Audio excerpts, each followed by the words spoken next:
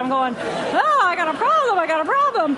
So it's like, okay, I got a problem. But then I immediately drifted right back out into the consciousness. And I affectionately refer to this space as La La Land.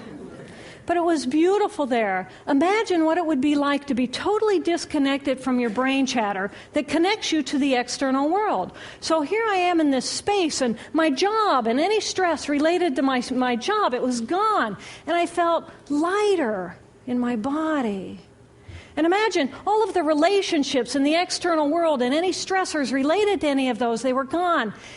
And I felt this sense of peacefulness. And imagine what it would feel like to lose 37 years of emotional baggage. Oh, I felt euphoria. It was beautiful there. And then again, my left hemisphere comes online and it says, hey, you've got to pay attention. We've got to get help. And I'm thinking, I got to get help. I got to focus. So I get out of the shower and I'm mechanically dressed and I'm walking around my apartment and I'm thinking, I got to get to work. Can I drive? And in that moment, my right arm went totally paralyzed by my side. Then I realized, oh my gosh, I'm having a stroke. And then the next thing my brain says to me is, wow, this is so cool. How many brain scientists have the opportunity to study their own brain from the inside out? And then it crosses my mind, but I'm a very busy woman. I don't have time for a stroke. It's like, okay, I can't stop the stroke from happening, so I'll do this for a week or two, and then I'll get back to my routine. Okay, so I got to call help. I got to call work. I couldn't remember the number at work. So I remembered in my office I had a business card with my number on it. So I go into my business room. I pull out a 3-inch stack of business cards.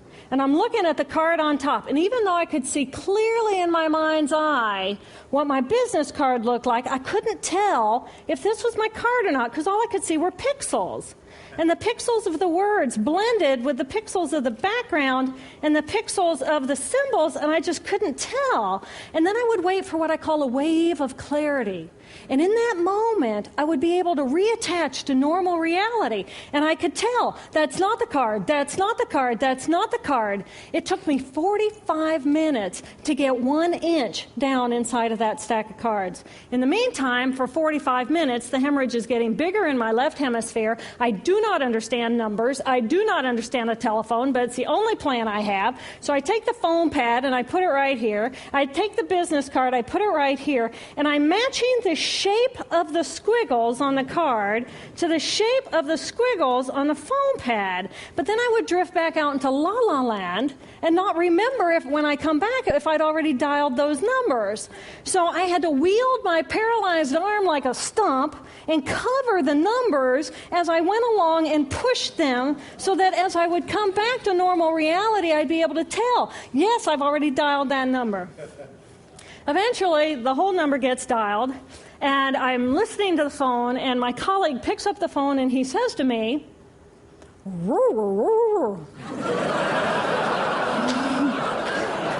I think to myself, oh my gosh, he sounds like a golden retriever.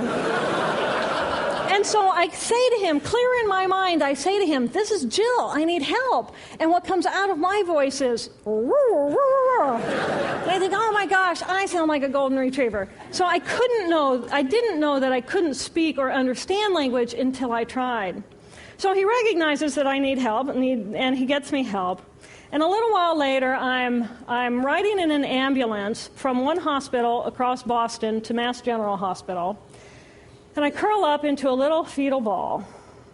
And just like a balloon with the last bit of air just right out of the balloon, I just felt my energy lift and I felt my spirit surrender. And in that moment, I knew that I was no longer the choreographer of my life. And either the doctors rescue my body and give me a second chance at life, or this was perhaps my moment of transition. When I woke later that afternoon, I was shocked to discover that I was still alive. when I felt my spirit surrender, I said goodbye to my life, and my mind was now suspended between two very opposite planes of reality. Stimulation coming in through my sensory systems felt like pure pain. Light burned my brain like wildfire, and sounds were so loud and chaotic that I could not pick a voice out from the background noise, and I just wanted to escape.